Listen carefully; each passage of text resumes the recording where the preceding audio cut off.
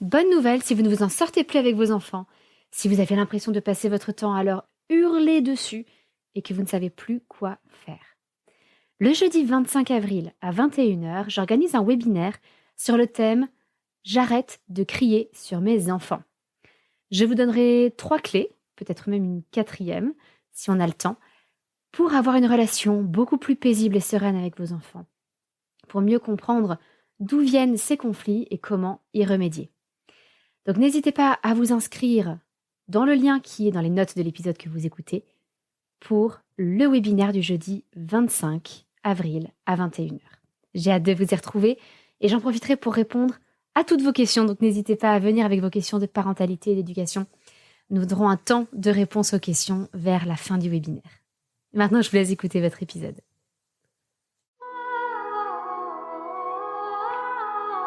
Bienvenue sur le podcast des Montessori 7, Montessori à la maison. Je suis Anne-Laure Schneider, formatrice Montessori et maman de 5 enfants instruits en famille. Ma mission, c'est d'aider les parents, les assistantes maternelles, bref, tous ceux que dans notre communauté nous appelons des souricettes, à mettre en pratique la philosophie Montessori chez eux, avec leurs enfants ou les enfants qu'ils gardent.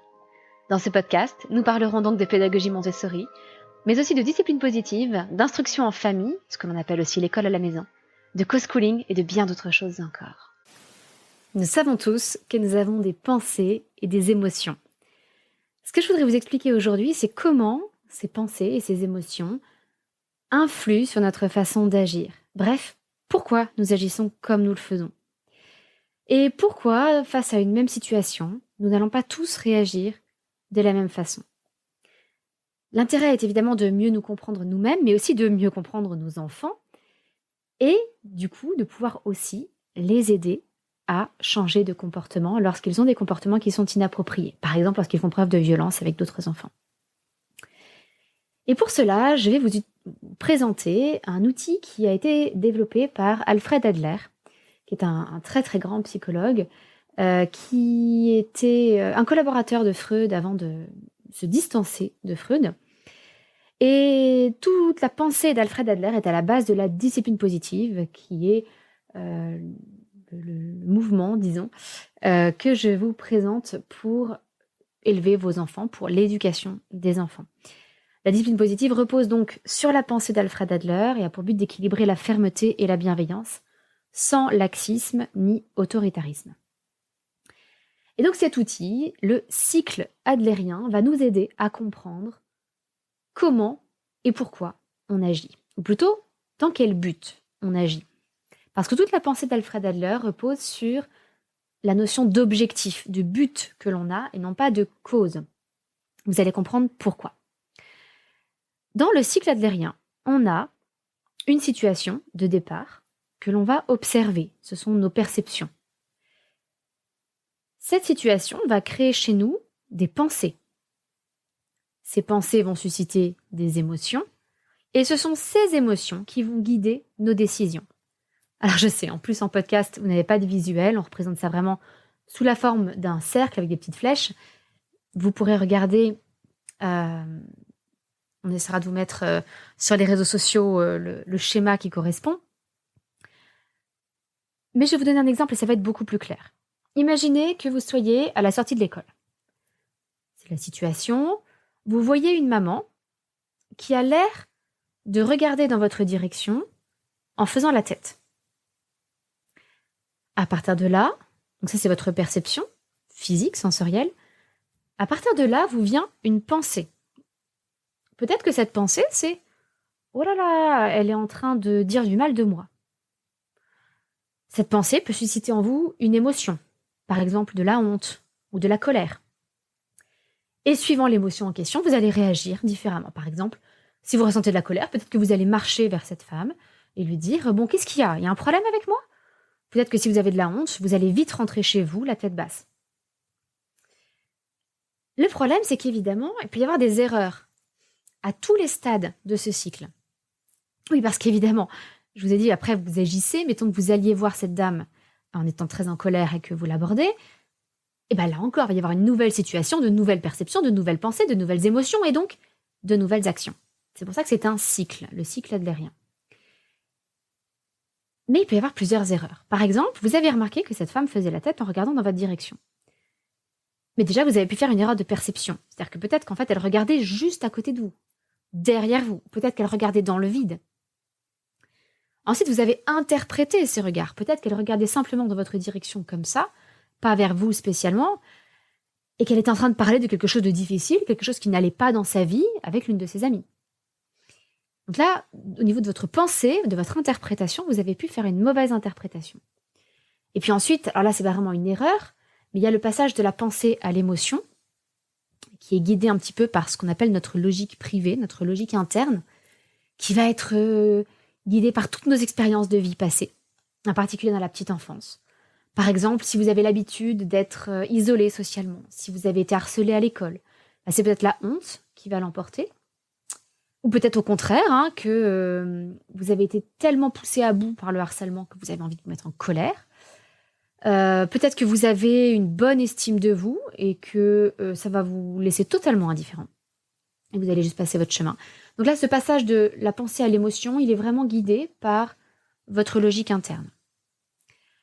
Le passage de la perception à la pensée aussi, parce que on peut être plus ou moins sensible au regard des autres, plus facilement imaginer que l'on est la victime de quelque chose si on a déjà été victime par le passé. Et puis, ensuite, de l'émotion à l'action, il y a différentes façons d'agir. Même si je suis en colère, cette colère, je peux la garder en moi, je peux aller voir cette dame, je peux aller me plaindre de cette dame à l'une de mes amies. Enfin, il y a plein de réactions possibles. Mais en tout cas, vous avez ce cycle. Pensée, ressenti, décision. Je vois une situation, il y a une pensée qui émerge, j'éprouve une émotion et je décide de faire quelque chose. Et là où c'est intéressant, c'est qu'Alfred Adler considère que on n'agit pas à cause de quelque chose, pour des causes, on agit dans un but donné. C'est pour ça que face à cette même situation, sortie d'école, peut-être que moi je vais rentrer chez moi la tête basse en me disant personne ne m'aime, et peut-être que quelqu'un d'autre va réagir en allant aborder cette dame et éclaircir la situation. Peut-être que moi je vais réagir en me disant oh là là, elle dit du mal de moi, et peut-être que quelqu'un d'autre va réagir en se disant tiens, elle a l'air de passer une mauvaise journée. Ça, c'est lié à notre logique interne, et nous avons tous des objectifs liés à cette logique interne. Alors, dans le premier cas, on peut avoir cet objectif de confirmer notre croyance que on est quelqu'un en marge de la société, qu'on n'est pas accepté par la société, qu'on est un paria. Ça peut être l'objectif. On cherche à confirmer cette croyance. Dans l'autre sens, peut-être que notre objectif, c'est d'avoir des relations claires et saines, de rechercher la vérité. Peut-être que notre objectif, c'est de faire preuve de compassion envers les autres. Et donc on se dit, si elle passe une mauvaise journée, je vais aller la voir. Tout ça, ça fait partie de notre logique interne. Et c'est pour ça qu'on réagit différemment face aux mêmes situations. C'est pas parce que... en fait, on ne commence pas par ressentir quelque chose de différent, on commence par penser quelque chose de différent. Et c'est cette pensée qui suscite une émotion. Et ça, c'est intéressant à plusieurs titres. Parce que ça veut dire aussi que si on n'est pas esclave de nos émotions, vous voyez, les émotions sont quelque chose, entre autres, de physique. Il y a des flux d'hormones en nous, il y a plein de choses qui se passent en nous lorsqu'on ressent une émotion et qu'on ne contrôle pas vraiment. Souvent, on a l'impression qu'on subit une émotion, on la vit. Les latins, les romains en latin parlaient des passions. La passion, c'est ce qu'on subit. Et ils utilisaient le mot de passion pour toutes les émotions. Et donc, voilà, l'émotion, c'est quelque chose qui nous fait bouger, qui nous met en mouvement. Ce n'est pas nous qui bougeons, c'est l'émotion qui nous met en mouvement. Donc c'est rassurant de se dire que non, en fait, on n'est pas des objets de nos émotions. Nous sommes les acteurs de nos pensées et nous pouvons travailler au niveau de nos pensées et de notre logique interne pour changer d'attitude, changer d'émotion et changer de comportement. Alors pour vous illustrer un petit peu cette histoire de logique interne et de logique privée qui est au cœur de la psychologie adlérienne, je voulais vous raconter cette anecdote qui est reprise par Eva Drycours, qui est la fille de Rudolf Drycours. Et Rudolf comme Eva Rudolf est un grand disciple ou collègue d'Adler. Et Rudolf et Eva Dreikurs ont énormément contribué à vulgariser la pensée d'Alfred Adler, à la rendre abordable aux communs des mortels, comme vous et moi. Et donc, elle raconte cette petite anecdote. Un psychiatre demande à une petite fille « Qu'est-ce que tu veux faire plus tard ?» La petite fille répond « Je veux être docteur. »« Ah, tu aimes aider les autres alors ?»« Non, je veux les découper. » Et Eva poursuit « Ici, le psychiatre possède une logique privée bien différente de celle de la petite fille qui n'est pas dans une logique d'aide, mais plutôt de super pouvoir sur l'autre. » Je pense que ça illustre bien comment on peut adopter parfois même le même comportement avec un but différent. Exactement comme quelqu'un peut faire le bien pour se faire bien voir de quelqu'un d'autre ou peut faire le bien par simple souci d'aider son prochain. Et fort heureusement, on peut modifier cette logique privée. Donc ça, j'y reviendrai. Maintenant, je voudrais surtout vous montrer comment on peut mieux comprendre les comportements de nos enfants à la lumière de ce cycle adlérien. Pensée, émotion, action. Imaginez une petite fille qui, tout d'un coup, a un petit frère. Elle voit sa maman partir à la maternité avec son papa. Elle revient avec le petit frère, avec ce bébé. Et tout d'un coup, papa et maman passent énormément de temps avec le petit frère. Et papa et maman ne passent quasiment plus de temps avec la petite fille, ou beaucoup, beaucoup moins qu'avant. Qu'est-ce qu'elle se dit, la petite fille ? Eh bien, elle peut se dire, oh là là, voilà ce que j'observe, papa et maman passent moins de temps avec moi. La pensée que j'ai là-dessus, c'est que ils ne m'aiment plus. Alors là, l'émotion, forcément, c'est beaucoup de tristesse, peut-être de colère. Et ils préfèrent mon petit frère. À partir de là, la petite fille continue à observer la situation et elle a une autre pensée. Papa et maman aiment le comportement du bébé. Donc, je vais adopter le comportement du bébé. Je vais commencer à parler comme un bébé, je vais refuser de marcher, je vais refaire du quatre pattes ou ramper par terre, je vais me comporter comme un bébé. Sauf que là, papa et maman, ils me disent « Oh, allez, t'es plus un bébé, tiens-toi debout. Enfin, qu'est-ce qu'il y a ? T'es une grande, toi. » Et je me fais gronder. Donc, nouvelle pensée. Ah, en fait, c'est définitif. Papa et maman ne m'aiment plus, puisque même quand je me comporte comme mon petit frère, moi, ils ne m'aiment plus, ils me grondent, ils me disputent. Donc, je suis triste et malheureuse. Et vous voyez comment on rentre dans un cercle vicieux, en fait, où l'attitude de la petite fille va venir renforcer sa croyance que ses parents ne l'aiment plus. Et ça, je pense que vous l'avez tous connu dans votre entourage, un enfant qui régresse parce qu'il y a un nouveau bébé qui arrive dans la famille. Mais une fois qu'on a compris ça, on peut, à partir du comportement de l'enfant, essayer de remonter à sa pensée. Qu'est-ce que notre enfant s'est mis à penser pour agir comme ça ? Et ça peut nous aider à le comprendre et à y remédier au niveau de la pensée et non plus au niveau du comportement. C'est-à-dire qu'on ne va pas se contenter de prendre la petite fille qui rampe et de la mettre debout de force. On va comprendre pourquoi elle s'est mise à ramper.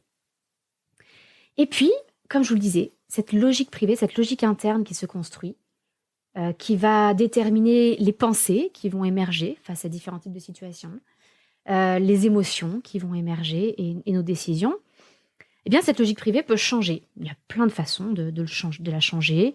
Ça peut être... il y a plusieurs formes de thérapie dont les effets sont prouvés par la science, avec des indications parfois différentes, mais on peut modifier cette logique privée avec, par exemple, des thérapies interpersonnelles qui sont basées sur la théorie de l'attachement, avec de l'EMDR, qui consiste à... Alors, il y a différentes façons de le faire, mais une des façons de le faire, c'est de faire des mouvements d'yeux très rapides de gauche à droite pour intégrer des nouvelles pensées, des nouvelles façons de penser. Il y a aussi tout ce qui est thérapie cognitivo-comportementale, où là, on va travailler sur le comportement.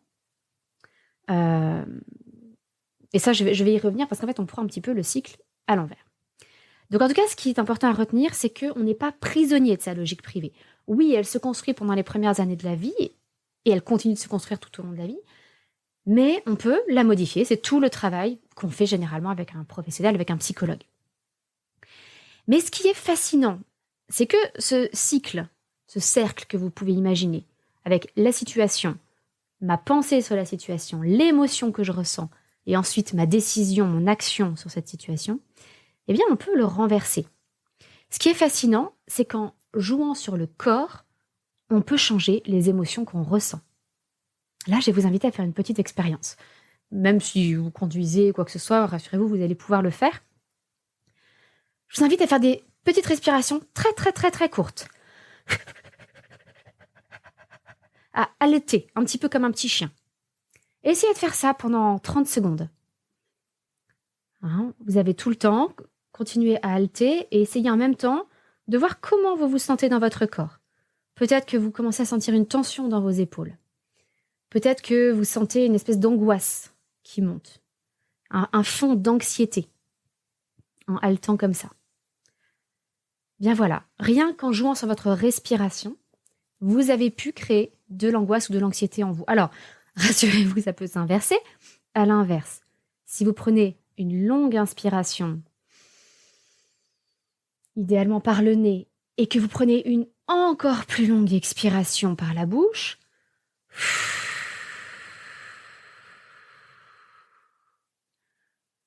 vous allez ralentir votre rythme cardiaque et vous allez normalement, en faisant plusieurs longues respirations comme celle-là, ressentir un certain apaisement. Pourquoi ? Parce qu'en fait, à chaque émotion, le corps associe des signes physiques. Encore une fois, il y a plein de phénomènes physiologiques, il y a toutes les hormones qui traversent le corps. Quand on est en stress, quand on a de l'anxiété ou de l'angoisse, la fréquence cardiaque accélère, on respire un petit peu plus vite. Eh bien, lorsque le corps perçoit dans l'autre sens qu'on respire un peu plus vite, qu'on a des respirations et qu'on a un battement de cœur plus rapide, il se dit qu'il y a une situation de stress. C'est un peu curieux, c'est un petit peu une faille dans le système quelque part, mais c'est bien parce que ça va nous permettre d'auto-réguler nos émotions. Et une autre petite expérience que je vous invite à faire, peut-être tout au long de votre journée, là, c'est de vous forcer à sourire. Alors je sais, ça paraît hypocrite, mais essayez, je sais pas, dans la rue ou pendant que vous cuisinez, essayez de sourire, oui, de force au début, vous allez sourire sans raison, vous allez vous sentir un petit peu bizarre, mais gardez ce sourire peut-être 10 minutes. Et normalement, vous allez remarquer que vous vous sentez mieux, que vous vous sentez plus joyeux, plus heureux. Parce que oui, de la même façon que quand on est heureux, on a envie de sourire, eh bien quand on sourit, le corps se dit « Tiens, ça doit être qu'on est joyeux ». Et donc, les hormones viennent et on commence à ressentir cette joie. Du coup, avec ces techniques, c'est un peu tout ce qui est le propre des techniques de méditation, de pleine conscience, des techniques de respiration, des choses qu'on fait beaucoup en yoga, on va pouvoir réguler nos émotions. L'avantage, c'est que si on réussit à réguler nos émotions, on va pouvoir modifier notre cycle adlérien, même si on garde les mêmes pensées. Alors les pensées, on va pouvoir les modifier, je vous l'ai dit, grâce à de la thérapie interpersonnelle, grâce à de l'EMDR, grâce à peut-être de l'hypnose. Mais même si on garde les mêmes pensées, imaginez qu'on est à un niveau que si on descend en dessous de 5 sur 10 en niveau de joie, on va se mettre à pleurer, par exemple. On va être vraiment malheureux, on va déprimer toute la soirée et on va manger un pot de glace en regardant Netflix. Vous voyez ? Et bien si on réussit à augmenter notre niveau de base de joie à 8, même si on vit une situation qui va un petit peu nous attrister, et nous faire descendre à 6, eh ben on n'ira pas déprimer toute la soirée pour autant. Vous voyez ? Ça ira quand même suffisamment bien pour être fonctionnel, pour vivre notre vie au quotidien et pas basculer dans une spirale dépressive. Si à l'inverse, de base, on est à un niveau de 6 en joie et qu'on a vu une situation et qu'on a une pensée sur cette situation qui nous fait descendre à 4, là, on va déprimer. Donc, vous voyez comment, en régulant nos émotions, on peut parvenir à un état plus stable, à un état où on est un petit peu protégé des situations, des pensées qui vont évidemment influer sur nous. On peut aussi, pour modifier ce cycle adlérien, utiliser les thérapies cognitivo-comportementales. À ce moment-là, ce qu'on va faire, c'est qu'on va modifier le comportement par des récompenses. Donc, on va beaucoup utiliser le circuit de la récompense. Et donc, on va chercher à renforcer des comportements qu'on souhaite développer. Par exemple, je ne sais pas moi, si on se sent mal, faire 10 minutes de yoga plutôt que de se jeter sur le pot de glace et sur une série Netflix. Et donc, on va se récompenser quand on va dérouler le tapis de yoga. Se récompenser, ça peut être de se dire « Oh, t'es vraiment trop forte.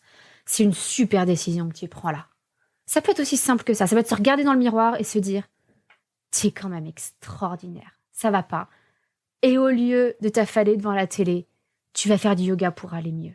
Bravo à toi. Voilà, ça peut être ce genre de choses. Ça peut être se récompenser par un autocollant. Il y a plein de sortes de récompenses possibles.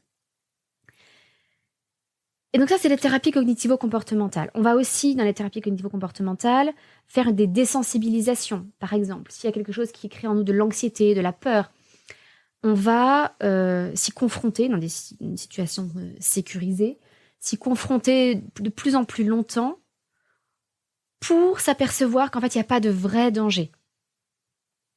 C'est le cas de la plupart des phobies. On peut faire des désensibilisations. Les thérapies cognitivo-comportementales fonctionnent très très bien pour ça. Et donc là encore, on va venir modifier notre comportement, c'est-à-dire que face à ce qui me faisait peur, je vais rester sur place. Et je vais voir qu'en fait, il n'y a rien de tragique. Donc ça va venir modifier ma pensée sur la situation. Me dire, ah ben en fait, l'araignée est là. Ah ben non, en fait, ça n'est pas un danger pour moi. Et vous voyez, dans ce cercle, ce cycle adlérien, ma pensée va changer. Donc je ne vais plus ressentir l'émotion de peur. Je vais ressentir de l'indifférence probablement. Et donc, je vais changer mon comportement. Au lieu de hurler et de sauter sur ma chaise, je vais rester calme et zen et je vais poursuivre ce que je suis en train de faire. Ou éventuellement, je vais prendre l'araignée et la mettre dehors.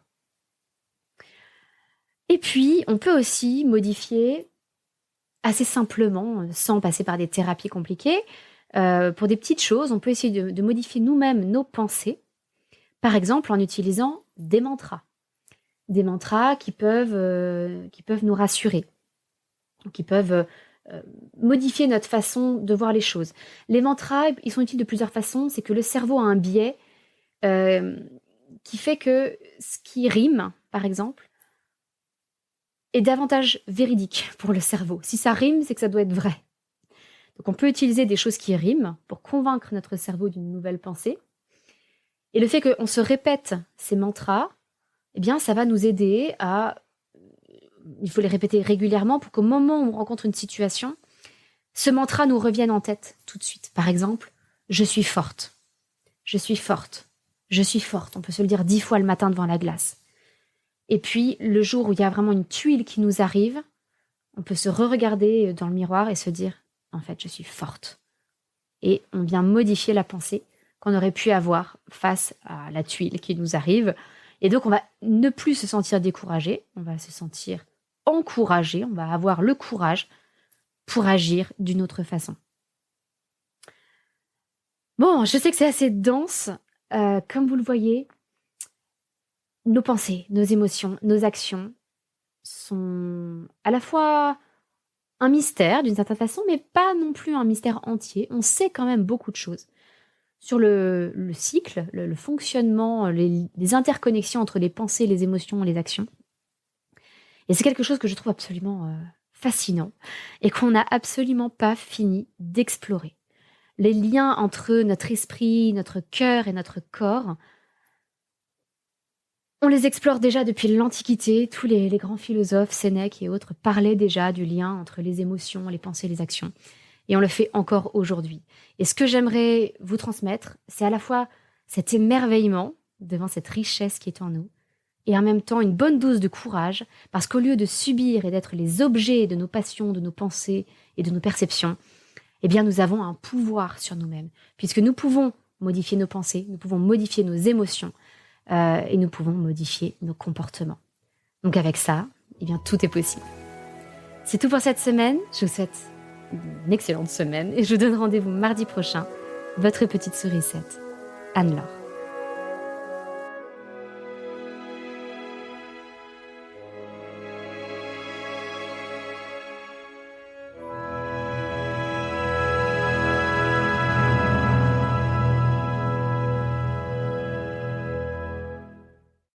Hey, psst. Avant de partir, n'oubliez surtout pas de vous inscrire pour le webinaire J'arrête de crier sur mes enfants. Si vous voulez découvrir les 3 clés que j'ai à partager pour vous aider à avoir une relation beaucoup plus sereine avec vos enfants, eh bien, il faut cliquer sur le lien qui est dans les notes de cet épisode pour vous inscrire et recevoir toutes les informations de connexion. J'ai très hâte de vous y retrouver. À très bientôt.